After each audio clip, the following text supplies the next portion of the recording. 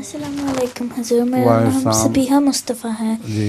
और मैं टूटिंग की जमात से हूँ और मेरे अब्बू का नाम गुलाम मुस्तफ़ा है। हुज़ूर, मेरा सवाल है, जब आप खलीफा बने थे आपकी क्या फीलिंग्स थी? हुज़ूर, जब खलीफा बने थे तो हुज़ूर की क्या फीलिंग्स थी? मेरी जी हुज़ूर।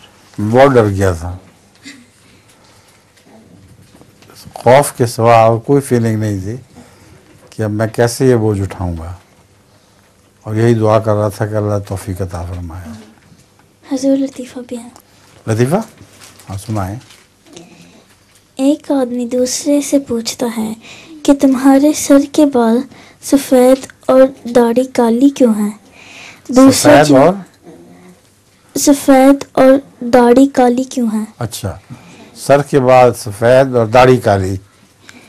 दूसरा जवाब देता है कि मेरी दाढ़ी सर के बालों से 20 साल छोटी है। बहुत अच्छा।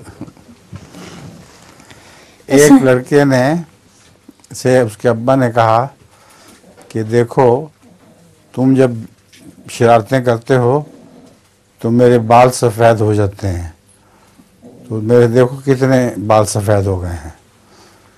तो उसने कहा, अच्छा मुझे समझ आई है कि मेरे दादा के सारे बाल क्यों सफ़ेद हुए हैं। आपकी शरारतों से हुए होंगे।